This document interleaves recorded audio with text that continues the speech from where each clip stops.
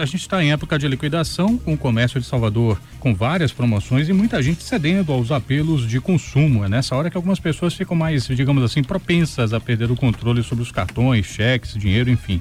Sobre esse consumo impensado, por vezes compulsivo, e também sobre as estratégias do mercado para fazer com que a gente se torne menos prudentes, a gente conversa hoje com a psicóloga Liane Pinto. Bem-vinda ao Frequência Baiana, tudo bem? Tudo bem, obrigada. Liane, eu queria propor que a gente começasse de uma forma diferente, né? Porque é fato que a gente tem, sim, de um lado, algumas pessoas que têm problemas para se controlar na hora de comprar, mas também é fato que o mercado também, às vezes, arma algumas estratégias para nos deixar um tanto mais impulsivos. Se você entra em uma loja, em frente a uma vitrine, sente aquele desejo, ouvinte, quase sobrenatural para comprar mais do que aquilo que realmente precisa, não é por acaso. O varejo tem também as estratégias para manipular os sentidos e sentimentos que favorecem esse desejo de consumo. A gente resgatou, inclusive, uma conversa que tivemos tempos atrás com o professor especialista em marketing Antônio Freire, ele que explica que o uso das cores, por exemplo, na arrumação de prateleiras, por exemplo, não é por acaso. O nosso cérebro, ele, apesar de ser assim tão complexo, mas ele é um pouquinho preguiçoso. Tanto é que ele departamentaliza os seus setores, né? E os olhos da gente, eles são muito espertos. Eles enxergam tudo muito colorido. Então, combinando um pouco da lentidão do cérebro de perceber as cores e o olho que percebe muito rápido, o que é que a gente tem que fazer? Arrumar a vitrine, sempre colocando as cores mais escuras no fundo, ou mais altas, e as cores mais claras mais vindo para frente. Porque nesse movimento de leque, de abrir a visão para enxergar o mais escuro, que é mais fácil para o cérebro perceber, ele tem que fazer a varredura do mais claro e escurecendo as imagens. Essa técnica, ela funciona muito bem. Sabe aquelas filas para pagamento formadas em torno de prateleiras de artigos de menor necessidade? Isso também é uma estratégia para fazer você coçar o bolso. Você aproveita também, às vezes, para colocar algum produto que esteja saindo, rodando pouco no supermercado. Aí você bota o barbeador, bota o CD, às vezes uma geladeirinha lá na frente com refrigerante, energético, a água gaseificada. Então, a ideia é que depois de você passear por todo o supermercado e que muitas vezes você, pela consciência de não dever comer, não posso comer, senão eu termino esquecendo de pagar no caixa, ou é proibido comer no supermercado, mas naquela filinha ali, é possível você fazer isso, porque você não vai esquecer de pagar. Então você come, bota o saquinho depois de consumir dentro do carrinho, vai lá e paga. Além do mais, que dá vontade de levar aqueles produtos para casa, né? Quem é que não gosta de chocolate? Bom, e sabe aquele valor que sempre termina nos 99 centavos? No passado, o passado que eu digo não é muito longe não, coisa de 10, 20 anos atrás, isso funcionava bem, você sair da casa dos R$1.000, da casa dos R$10, da casa dos 100, aquela conta redonda. Aí você baixa um centavinho que as pessoas começam a enxergar diferente. No passado, efetivamente, era assim, mas todo mundo faz. E o consumidor, ele não é bobo, o consumidor aprende. E ele está aprendendo com o passar do tempo que essas promoções que é somente hoje, só dura uma semana, isso não tem funcionado. Bom, eu começaria então te perguntando, Liane, assim, por que alguns de nós parecem tão propensos a cair em algumas estratégias, por vezes não muito honestas, assim, né, para consumo? Bom, em primeiro lugar, tem a questão do quanto o consumidor é um consumidor consciente, o quanto ele está atento que o mercado utiliza de estratégias, utiliza a psicologia de marketing para seduzi-lo. Então, se é um consumidor consciente, se é uma pessoa que se trabalha emocionalmente, se é uma pessoa que está tranquila, que ela está centrada, que ela tem uma boa gestão emocional e financeira, ela cai muito menos nessas seduções do mercado. Hoje estamos falando sobre impulso consumista. Você também é assim, não consegue segurar e acaba comprando bolsa demais, sapato demais? Estou falando de mulher, viu? Os homens também compram coisas. Você também é como Patrícia Costa? Compra bastante coisa também, não só mulher não, viu? Homem também compra bastante. Mas se você tem isso de forma compulsiva, pode ser algo patológico. Nós estamos conversando com Liane Pinto, ela que é psicóloga, falando exatamente sobre isso, sobre essa compulsão de comprar. Agora, Liane, a gente sabe que tem muita gente que entra no cheque especial ou que fica com o nome sujo na praça, é necessariamente uma pessoa que tem um problema patológico, não necessariamente, né? Tem gente que gosta realmente de comprar, mas qual é o limiar? A partir de que momento podemos ter o indício de que algo vai mal e que a coisa ficou realmente séria, saindo do limite, né, para passar por uma coisa doentia, patológica? Um dos sintomas é não só a falta de administração financeira, ou seja, você entrou no cheque especial, você usou o cartão de crédito muito mais do que você poderia, como também as pessoas ao seu redor, a família, começa a perceber que tem alguma coisa errada. Por exemplo, você compra desnecessariamente, como você falou, excesso de bolsas, excesso de carteiras, excesso de DVDs, as manias de qualquer ordem.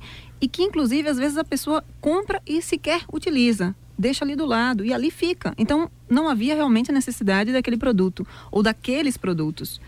Normalmente a pessoa chega a reconhecer que ela está comprando demais, mas ela não consegue controlar o impulso a compras. O que pode haver um objeto de consumo que, para além do que ele se propõe a fazer, né, sei lá, ele tem um valor para a gente que passa da sua utilização, né? Na verdade, não é o objeto em si, mas é o prazer que a pessoa sente quando ela compra.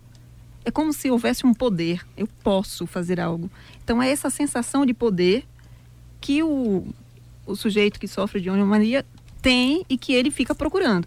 É como se fosse um deslocamento, uma compensação, né? Eu estou querendo, na verdade, é uma compensação, um bem-estar, um prazer, uma sensação de alegria que é, claro, fugaz, muito rápida, no momento em que você compra. A pessoa que sofre com isso, ela saiu da loja, normalmente ela já se arrepende, ou ela já percebe que foi excessivo, que não precisava comprar 3 blusas, bastava uma, mas aí já foi, já passou.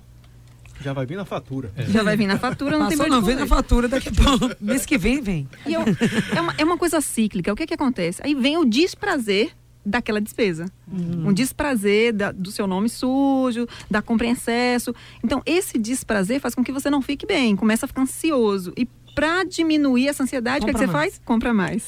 Então, um círculo vicioso. E, de um modo geral, todos os transtornos compulsivos, eles são assim, são cíclicos. Eles se retroalimentam. Mas é engraçado, né? Como várias coisas parecem que estão lá, no fundo, tem ali a tal da ansiedade. É verdade. Parece mal do século. É verdade. Essa vida louca que nós vivemos, né? Essa vida corrida, essa vida desmedida, de muitos estímulos e pouco retorno ao si próprio, pouco relaxamento, pouco bem-estar, pouco autoconhecimento, as pessoas terminam sendo levadas pelo mercado, pelos estímulos, pela falta de determinados valores que nós um dia tínhamos, né? O valor da família, o valor do encontro, do estar junto, o valor do desfrutar da natureza e de tantas outras coisas. Nós perdemos um pouco isso e estamos vivendo os valores do capitalismo, do capital. O que eu ouço de muita gente é que muita gente faz questão de ser pelo menos rico, digamos assim, nos primeiros 15 dias do mês, nem que nos outros 15 dias seja um pobre mesmo. Gastou todo o dinheiro em 15 dias, mas viveu bem naqueles 15 dias. O resto do mês que ele se vira de qualquer forma e termina o mês de qualquer jeito. Você falou agora no primeiro bloco dos recursos, das estratégias que nossos colegas publicitários do marketing, colegas muito inteligentes, por sinal, utilizam para atingir o consumidor. Existe alguma estratégia aí para que o consumidor perceba que por ali tem algo que está ali para apenas convencê-lo a comprar e que ele consiga driblar aquilo ali e lidar de maneira saudável? A gente não está dizendo para ninguém consumir, não. Sim, consumir claro. É importante, mas consumir de maneira saudável. Claro. Uma delas, assim, no supermercado, observe quais são os produtos que estão à sua vista. Normalmente não são os de necessidade. O feijão, o arroz, a farinha está lá embaixo. O que é que está aqui na sua frente? O que é que está na primeira prateleira? Aquilo que é supérfluo, aquilo que você realmente não necessita. E isso lhe convida. Porque o que você precisa, você vai procurar mesmo, onde tiver você vai encontrar. Mesmo. Então, os produtos que estão ali, à mostra, aqueles produtos que estão com um promotor de vendas, te seduzindo, são os produtos de menor necessidade ou até mesmo supérfluos. Então, fique atento. Não vá para um supermercado com fome, porque com certeza você vai comprar muito mais do que o que você necessita. Então, estabeleça a sua lista de prioridades em qualquer coisa. Você vai ao shopping, o que você vai fazer no shopping? Às vezes você vai no shopping para pagar uma conta, para fazer um ajuste com sua operadora de telefonia, de celular. E você sai de lá com uma série de sacolas. Mas aí vê aquele tablet novo, aquele sapato que você queria, aí vai lá. O que você não queria. Então, assim, a sua necessidade foi despertada pelo mercado e pela sedução. Então, observe as liquidações, quando elas realmente são honestas. Porque muitas vezes, me permitam falar, o preço é aquele. E aí, simplesmente você diz 80% de desconto, risca o preço que era o normal aumenta um pouquinho, enfim, faz uma diferença de R$10 e o consumidor sai iludido achando que ele está comprando algo com 70% de desconto, 80% e está pagando o preço que estava na semana passada. E você, hoje você paga metade do dobro. E você como psicóloga deve explicar assim de maneira até bem clara que isso tem uma influência direta no nosso cérebro, na maneira da gente reagir àquela informação. Quando a gente vê um anúncio grande ali com 70% de desconto, a gente é levado mesmo psicologicamente a ir até aquela loja a comprar aquele produto. Hoje já existe, uma das neurociências é o neuromarketing, que estuda como funciona o cérebro no momento em que você observa, é seduzido por essas promoções, por essas liquidações. Algumas delas são liquidações verdadeiras, a gente sabe disso. E algumas são liquidações... Barco furado. Exato. Obrigada pela... Agora depois aí no próximo bloco, quem sabe o nosso tempo nesse momento já está um pouquinho esticado, mas tem pessoas também que acabam comprando não pela própria necessidade, mas porque projetam, se isso acontece realmente na prática, é aquilo que ela não pôde ter no passado, que quando a criança não pôde sofrer, agora está podendo dar, não a ela, mas ao sobrinho, ao filho, enfim, e acabam comprando não para ela necessariamente, mas até para proporcionar isso para outra pessoa em uma outra fase. Isso também tem que ficar atento, né? Daqui a pouquinho falando sobre isso. Porque eu fico imaginando que algumas pessoas tentam racionalizar. Não, eu sei que eu sou consumista, então eu agora vou criar uma estratégia infalível para não consumir. E acaba consumindo de uma outra forma. E fica pensando, eu vou deixar de ser um comprador ordinário para ser um comprador que só compra em liquidação. E continua gastando, às vezes, aquilo que ela não comprou em não sei quantos meses, quando chega naquele momento pontual, gasta a mesma coisa, por conta de uma liquidação. E pensa assim, não, vou comprar essa pilha de objetos, porque no futuro pode ser que não aconteça uma liquidação desse tipo. Então é uma oportunidade. E a questão é que você não tem um controle sobre o futuro, né? Você está com aquela pilha de coisas que você não sabe se você vai usar. Porque só existem duas coisas certas na vida, uma delas é a mudança e a outra é a morte. Imposto de renda. Agora acho que também tem uma coisa para levar em consideração, os apelos também, né? A moda, a tendência que muda, e muitas vezes você é levado a estar nessa onda, né? Você está usando uma coisa que alguém diz, mas isso não está se usando mais, há 3 meses, isso estava na moda há 3 meses atrás, agora está se usando assim. E você diz, mas eu não gosto disso. Mas tem que usar, porque senão você fica na moda, porque senão você está ultrapassado. E se você também não tem, você acaba sentindo, ai meu Deus, estou fora da onda, né? Mas do status. É por isso que a gente fala que também tem uma relação direta com a questão da autoestima. Se você tem autoestima, você sabe quem você é, o que você quer, qual a sua missão de vida, qual o seu propósito de vida, o que realmente te traz felicidade, você está menos influenciado pelo meio, pelo que as pessoas querem de você ou pelo que a sociedade exige de você. Então você sabe colocar limites, você sabe dizer não para esses apelos. E nessa linha ainda do autoconhecimento, aquela questão de você não comprar agora projetando algo que na verdade era o seu objeto de interesse do passado, mas que você está trazendo para agora. Comenta um pouquinho sobre isso. Isso, então às vezes alguém não teve determinadas coisas, determinados objetos na infância, né? Não tive uma boneca de cabelo. Naquela época só existia boneca de plástico, ou só quem tinha boneca de cabelo, a Suzy, a Barbie, eram pessoas com uma condição financeira melhor. Então, hoje é uma pessoa adulta, com 60 anos, e que vive comprando várias bonecas, Suzy, Barbie, todas as outras que lançam para compensar aquela necessidade da infância. E não se dão conta de que aquela criança não está mais aqui. Aquela criança é uma criança ferida, com suas faltas e que não foi cuidada, não foi tratada. Então é buscar realmente autoconhecimento, tratamento, rever seus valores, rever suas necessidades, voltar para si, né? Mas isso sempre é um problema ou é possível realizar esse tipo de desejo, digamos assim, e não tem nenhum problema, ser saudável isso? Inclusive, por exemplo, no caso dos filhos, se você comprar a boneca que você não teve para dar à sua filha. Sim, uma forma de compensação. A questão é a medida, né? Qual é o limite disso? Se você busca compensar uma vez, entrega teu filho uma coisa que você queria, seu filho olha para você e diz assim, eu não preciso disso, eu não quero. E você entra numa frustração enorme, presta atenção, você não está querendo compensar, não está querendo dar nada ao seu filho, ou seja, você está projetando nele uma necessidade que era sua. Então, mais uma vez, eu volto para a questão do autoconhecimento.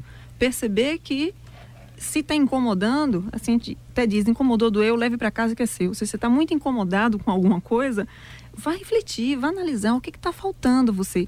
E principalmente porque hoje nós somos convidados a ter e não a ser.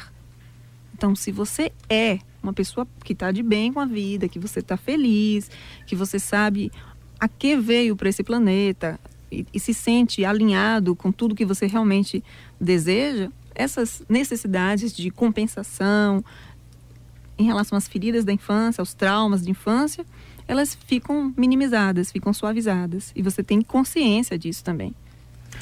A gente conversou hoje com a psicóloga Liane Pinto sobre o comportamento de consumo, por vezes compulsivo, por vezes impensado, por vezes motivados pelo mercado, mas às vezes por nossas fragilidades mesmo. A gente quer agradecer aqui a entrevista com a psicóloga e desejar uma boa noite de trânsito um tanto caótico, provavelmente te esperando aí fora. Obrigada.